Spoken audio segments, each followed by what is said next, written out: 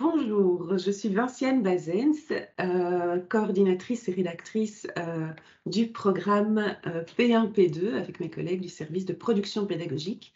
Et je vais vous présenter les visées transversales qui se trouve dans le volume 1 de votre programme. Ces visées transversales sont une nouvelle partie qu'on trouve dans tous les référentiels disciplinaires. À la fin de chaque discipline, il y a des liens entre les contenus disciplinaires et les visées transversales. Et nous avons choisi dans le programme de les mettre en avant dans le volume 1 et de les déployer davantage. Alors, comment est-ce qu'elles se présentent, ces visées transversales, et où est-ce qu'elles se trouvent exactement dans le programme et pour quelles raisons? Nous allons démarrer par cette dia-là. Donc, dans le volume 1, on retrouve les orientations pédagogiques, les visées transversales et puis les autres éléments transversaux. Dans ce volume 1, il y a donc des éléments qui se travaillent en s'appuyant sur les disciplines essentiellement, dont l'éducation à la philosophie et à la citoyenneté, qui elle aussi dans notre réseau se travaille de façon transversale en prenant appui sur les disciplines, et il en est de même pour ces visées transversales. Alors vous allez trouver dans cette partie-là ce schéma qui présente les 6 visées transversales. Et vous pouvez voir que ces visées transversales, elles sont en réseau parce qu'elles ont tout un impact les unes sur les autres. Donc il y a 6 visées. La première visée, c'est se connaître et s'ouvrir aux autres, la VT1. La VT2, c'est apprendre à apprendre. La VT3, développer une pensée critique et complexe. La VT4, développer la créativité et l'esprit d'entreprendre. La VT5, découvrir le monde scolaire, la diversité des filières et des options qui s'ouvrent après le tronc commun et mieux connaître le monde des activités professionnelles. La VT6, développer des projets personnels et professionnels, anticiper et poser des choix. Alors c'est important de savoir que donc, ces visées transversales, elles ne se travaillent pas pour elles-mêmes. Elles se travaillent à travers les contenus disciplinaires. Et donc ce n'est pas un élément en plus qui est à enseigner à vos élèves, mais donc elles sont bien chacune nourries par les dispositifs que vous mettez en place, par les questions et la posture que vous prenez face aux élèves, mais aussi par le contenu disciplinaire qui est proposé. Dans le programme, nous avons déployé chaque visée avec 2 doubles pages par élément, par visée. Alors, sur la première double page, vous allez avoir à gauche un point théorique sur la visée, tout en haut de la page, donc un élément qui est tiré des référentiels. Ensuite, nous avons un cadre balise où nous avons déployé davantage ce qu'on pourrait attendre des élèves en P1, P2 par rapport à cette visée-là. À droite, nous proposons différentes pistes par rapport à différentes questions. Quelle démarche mettre en place dans vos classes pour déployer la visée? Quelle posture en tant qu'enseignant est-ce que vous pouvez adopter? Quels outils est-ce que vous pouvez mettre en place pour soutenir ces visées? Et puis, sur certaines pages de droite, vous aurez un cadre. Quel partenariat entre l'école et la famille peut aussi nourrir davantage la visée déployée? Ensuite, sur la deuxième double page, on vous présente à gauche les composantes de chaque visée. Les composantes, c'est ce que les élèves devront pouvoir atteindre en fin de tronc commun. Et donc, vous avez l'élève sera progressivement capable de faire telle et telle chose à la fin du tronc commun. C'est important de savoir que sur cette page de gauche, il y a des composantes qui sont grisées. Ce sont donc des éléments qui ne sont pas activés en P1, P2 et qui seront dégrisés au fur et à mesure du parcours scolaire de l'élève. À droite, nous vous présentons des exemples issus du programme des autres disciplines de P1, P2, des exemples et des situations de classe qui permettent donc de nourrir la visée en question.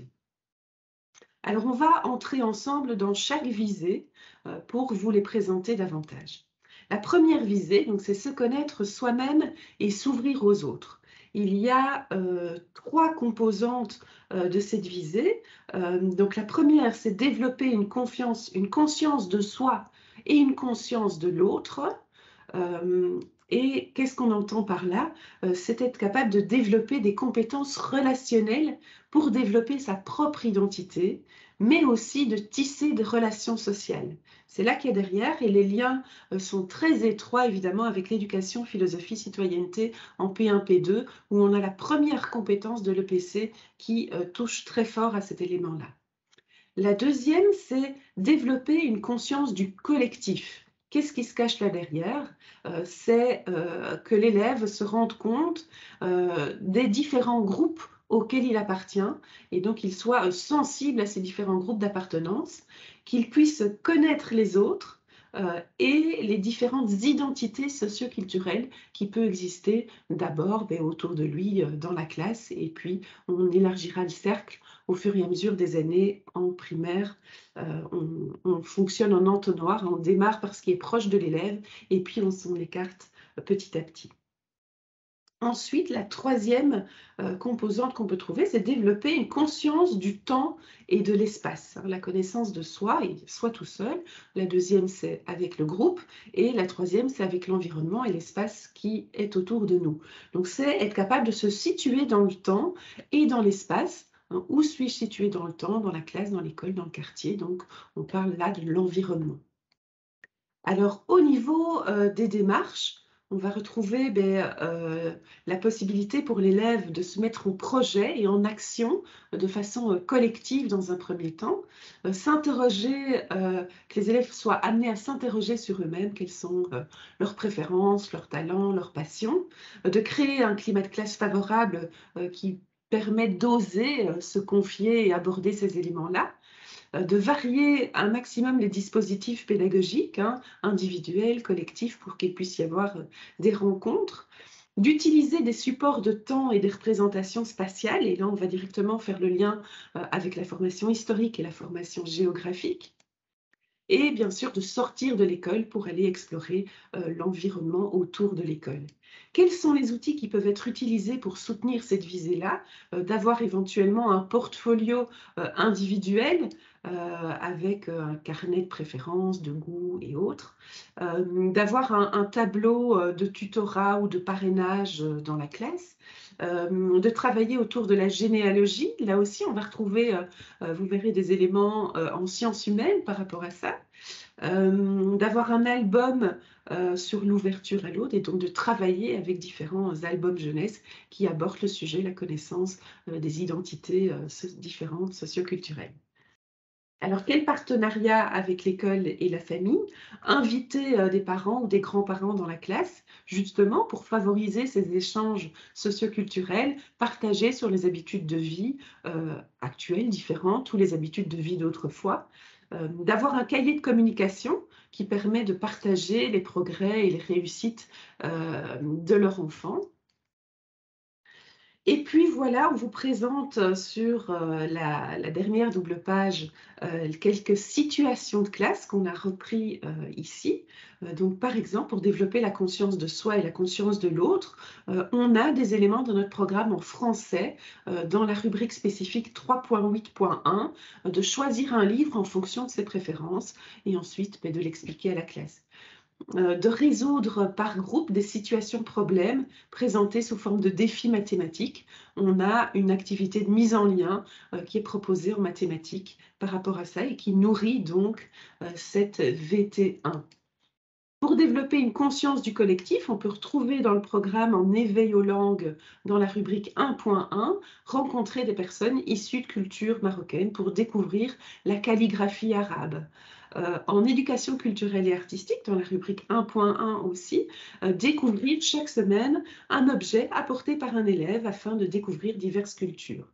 Donc voilà des situations de classe qui permettent de nourrir cette visée et qui sont directement en lien avec les contenus disciplinaires. Pour développer une conscience du temps et de l'espace, on trouve une activité en sciences humaines dans la rubrique spécifique 2.2.1, placer des activités vécues ou à vivre sur une frise représentant une journée ou une semaine. En sciences, dans la rubrique spécifique 1.2.1, identifier les particularités de quelques milieux de vie proches de l'école et caractériser son milieu de vie. Alors, si on se penche maintenant sur la VT2, qui est apprendre à apprendre. Là aussi, quelques balises.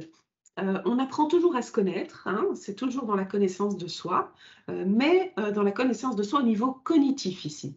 Et donc, c'est pour être capable de s'outiller face aux apprentissages et de prendre conscience finalement des opérations mentales qui sont sollicitées lors d'un apprentissage. On a deux composantes pour cette VT2. La première, c'est développer des opérations mentales de base, et la deuxième, c'est prendre conscience, analyser et réguler les opérations mentales de base. Alors, qu'est-ce qui se cache derrière la première? C'est être capable d'observer, de comparer, de raisonner, de conceptualiser, d'abstraire. C'est ce que l'élève va être capable de faire au fur et à mesure de son parcours scolaire. Être capable aussi de catégoriser, d'ordonner, de modéliser, tout ça sont des opérations mentales nécessaires et transversales finalement, puisqu'elles sont à activer dans tous les apprentissages de toutes les disciplines. Élaborer des outils de modélisation, être capable d'utiliser un vocabulaire et des supports langagiers et être capable de développer des techniques de mémorisation. Derrière la deuxième composante, on a des compétences méthodologiques du métier de l'élève. Prendre conscience qu'on est un élève et donc acquérir une conscience des apprentissages, développer un environnement personnel d'apprentissage et mobiliser des outils numériques propres à l'apprentissage et utiles pour l'apprentissage. Quelles sont les démarches qui peuvent être mises en place pour activer cette visée transversale-là? Expliquer en tout cas l'objectif d'apprentissage de l'activité, ça c'est quelque chose d'essentiel pour que l'élève puisse prendre conscience de ce qu'il va apprendre et de ce qu'on attend de lui comme objectif en fin d'apprentissage. De proposer plusieurs exemples et contre-exemples du concept qui est travaillé, d'appréhender l'erreur et qu'il y ait une prise de conscience de l'élève que l'erreur est un levier d'apprentissage. Être capable d'expliquer dans un vocabulaire adapté aux élèves le principe de la plasticité cérébrale et que donc on vient nourrir cette plasticité cérébrale dans l'apprentissage. D'aider les élèves à mettre des mots sur ce qu'ils font. Et vous verrez dans le programme, hein, sur les pages de droite de toutes les disciplines, il y a des interactions qui vraiment favorisent la métacognition et la mise en mots des démarches utilisées par l'élève. Pratiquer l'évaluation au service de l'apprentissage, c'est aussi une démarche importante qui permet justement à l'élève d'appréhender l'erreur, de la retravailler, de persévérer, de recommencer. Quels sont les outils qui peuvent être mis en place? Un recueil des démarches, sous forme de portfolio par exemple, avoir un cahier des apprentissages dans lequel l'élève réexplique à sa façon, avec ses mots, ce qu'il a appris. Et puis des outils pour mémoriser qui peuvent être des cartes mentales, des cartes conceptualisées, des fiches de procédure, des référentiels. Et puis, qu'est-ce qu'on peut faire comme partenariat avec l'école dans cette visée apprendre à apprendre? Déjà, c'est faire voyager les traces personnelles des démarches, que l'élève puisse aussi partager les apprentissages à la maison et expliquer ses démarches mentales. Expliquer en réunion de parents, là aussi, dans un vocabulaire simple, justement, c'est ce principe de plasticité cérébrale. Et que l'intelligence est quelque chose qui se développe et qui n'est pas figé. C'est important aussi que les parents soient mis au courant de ces découvertes en neurosciences, de partager à propos des conditions qui favorisent la concentration, de pouvoir dire, on a remarqué qu'en classe, votre enfant était plus concentré dans telle et telle condition, et donc peut-être qu'à la maison, est-ce que c'est possible pour vous de réunir ces conditions également? Et donc d'avoir un échange autour de ces éléments-là avec la famille. Quelques situations de classe, de nouveau, tirées des contenus disciplinaires. En français, on va pouvoir travailler lors d'une activité où on copie de mémoire un mot après s'être déplacé dans la classe, donc faire réaliser une copie différée et puis partager autour des démarches utilisées pour réussir la tâche. Par rapport à prendre conscience, analyser, réguler les opérations mentales de base, à nouveau en français, prendre conscience que le trajet parcouru justement dans cette activité-là, entre les murs de mots et son bureau, a pour objectif de mémoriser la graphie du mot qui a été lu. Et donc vraiment, on est là dans l'objectif qui est donné aux élèves.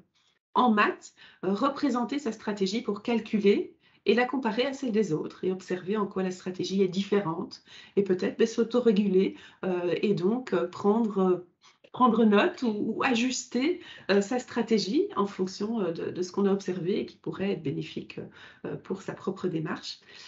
En éducation, philosophie, citoyenneté, mais questionner le sens d'une activité vécue en classe et réfléchir sur les démarches mobilisables et ce que l'activité peut lui apporter pour sa vie quotidienne. Dans la visée 3, on parle de développer donc une pensée critique et complexe. On a 4 composantes pour cette visée 3. La première, c'est lutter contre les généralisations. Qu'est-ce qu'on trouve là derrière? D'éviter les généralisations au départ de cas particuliers. On va bien sûr parler des stéréotypes et des préjugés. Là aussi, le lien est étroit avec plusieurs disciplines puisqu'on va retrouver ces termes en religion, en EPC et aussi en sciences humaines.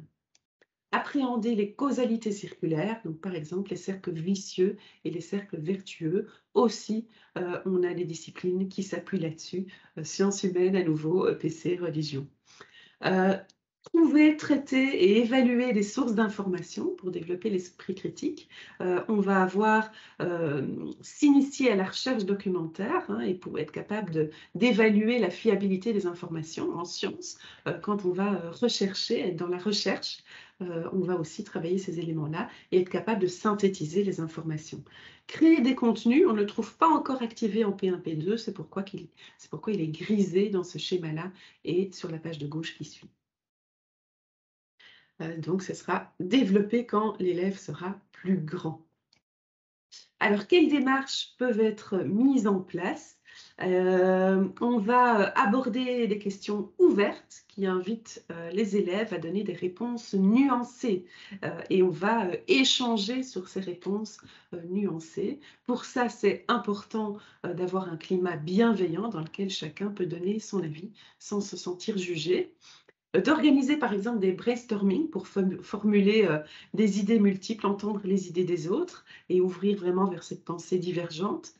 Lister les avantages et les inconvénients des conséquences d'une idée, c'est aussi une démarche qui peut être utilisée. Donc vraiment, cette ouverture d'esprit à amener chez les élèves par les dispositifs pédagogiques que vous mettez en place, par les questions qui n'attendent pas une réponse de votre part, mais réellement des questions ouvertes qui invitent à la discussion et au débat, au dialogue. Quels outils on peut utiliser?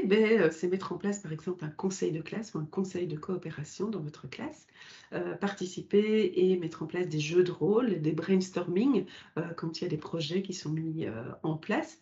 Avoir des endroits où recueillir des ressources, que ce soit une bibliothèque, que ce soit un site internet avec des documents en ligne déjà préparés pour eux, et des outils, des activités qui permettent l'éducation aux médias notamment. Donc il y a un lien aussi avec les autres éléments transversaux. Quelques situations de classe. Pour lutter contre les généralisations, on va retrouver en EPC dans la visée 2.1, mais suite à un incident relatif aux stéréotypes de genre dans la classe, organiser une discussion et analyser les différents points de vue. Pour appréhender les causalités circulaires, on pourrait exprimer les effets sur soi des paroles, des regards, des actes d'autrui et observer que les effets négatifs auront un impact à leur tour négatif sur les actions. Et donc, si un copain ne me respecte pas, je risque à mon tour de ne pas le respecter non plus. Et on tombe dans un cercle vicieux. C'est quelque chose que vous allez trouver dans des activités proposées en religion, par exemple. Pour trouver, traiter, évaluer des sources d'informations en EPC, en sciences humaines 2.3.1, on va inviter, écouter, filmer l'histoire du grand-père d'un élève pour récolter des informations sur des générations précédentes, par exemple. Et donc, on va recueillir des informations d'un support à écouter. On va pouvoir en EPC, par exemple, discuter autour du concept du vrai après une situation de conflit vécue en classe. Mais qu'est-ce qui est vrai? Qu'est-ce qui est relatif à nos préjugés? Et donc, on va aussi éveiller à l'esprit critique. Dans la visée 4, on trouve 3 composantes. La première, c'est développer son esprit d'initiative, puisque la visée 4, elle est là dans la créativité, dans l'esprit d'entreprendre. Qu'est-ce qui se cache derrière cette composante, derrière cette visée? C'est qu'être créatif, d'abord, c'est être capable de penser et de produire quelque chose de neuf, mais également de pouvoir apporter une innovation à quelque chose de déjà existant.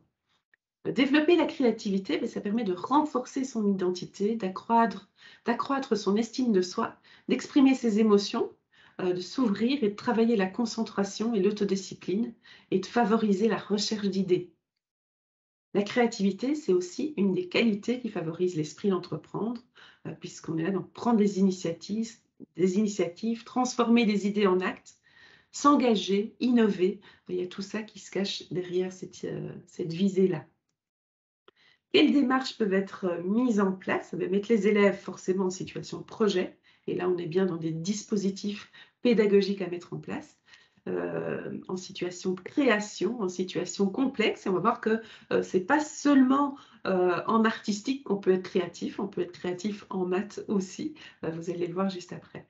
Et donc, créer un environnement rassurant qui permet à l'élève d'être capable de prendre des initiatives, d'aider les élèves à planifier leur temps. Si on se met en projet, si on prend des initiatives pour être créatif, on aura besoin de planifier, d'être capable de décomposer la tâche, de se répartir les tâches, de fournir le matériel et de le mettre à disposition des élèves pour qu'ils puissent avoir ce sens de l'initiative.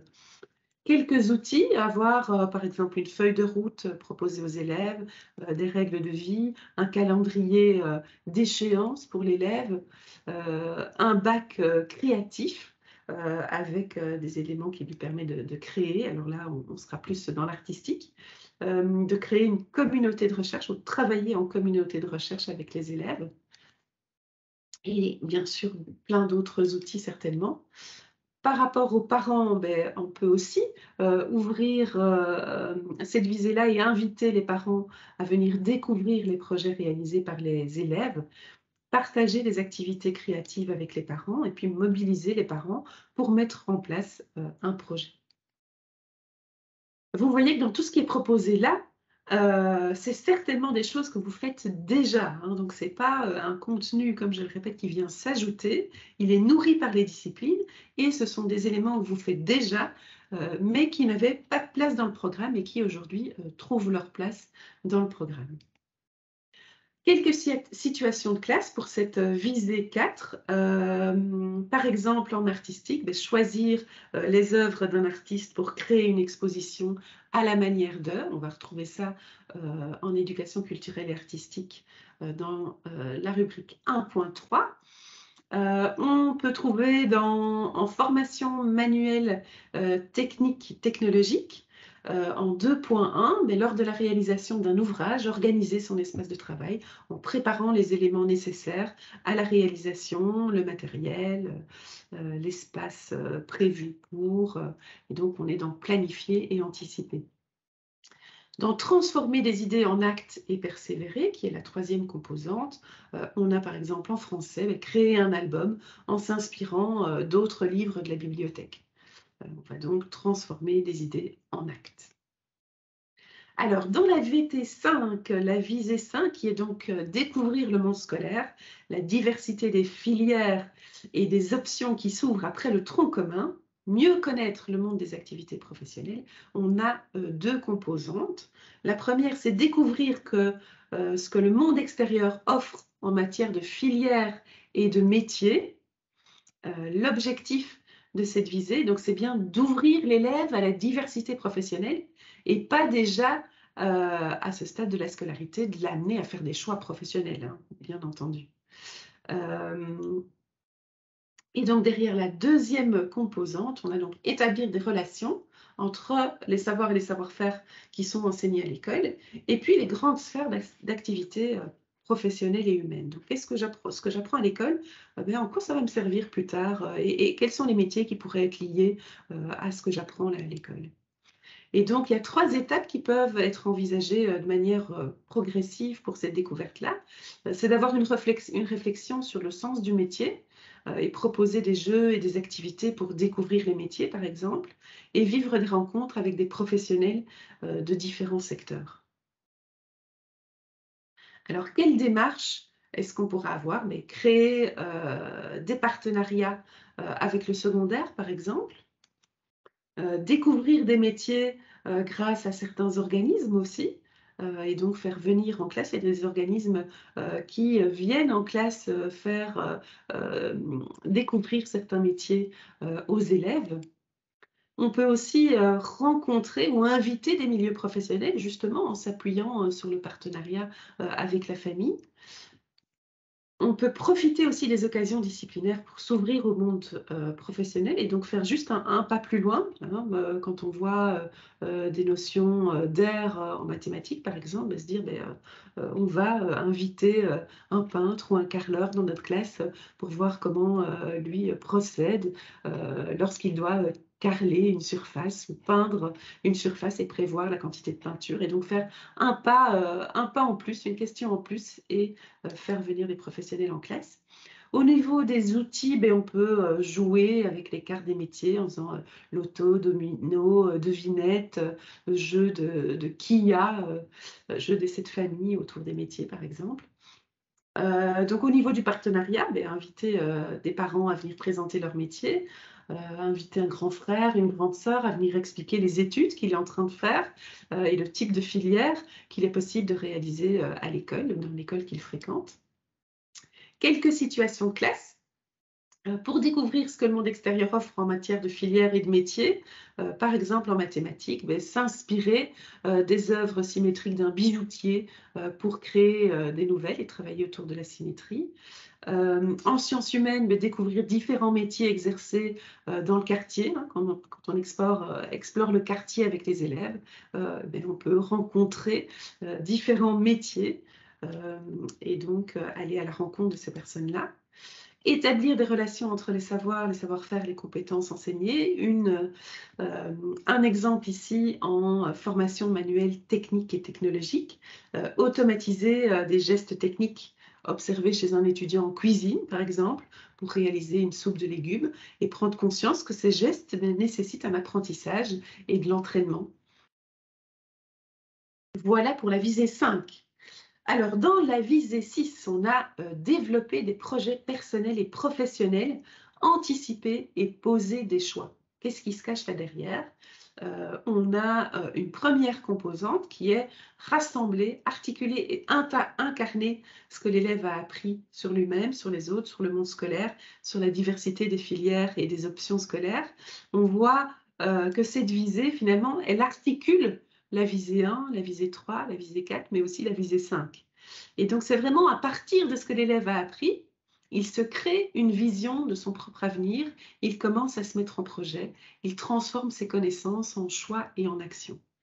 La deuxième composante, c'est apprendre à élaborer peu à peu un projet de formation, d'études de vie. Alors bien sûr, ici c'est une composante pour la fin du tronc commun. En P1, P2, on est déjà simplement être capable de prendre conscience qu'il y a plusieurs solutions d'avenir possibles, et donc ouvrir à ces solutions d'avenir. Et puis rencontrer le monde professionnel, ça permet aussi simplement de se projeter dans l'avenir, mais surtout d'apprendre à se connaître. Qu'est-ce qui me plaît, moi, aujourd'hui, en tant qu'élève, en P1 ou en P2 et quel choix est-ce que je peux poser déjà par rapport à aux connaissances que j'ai sur moi?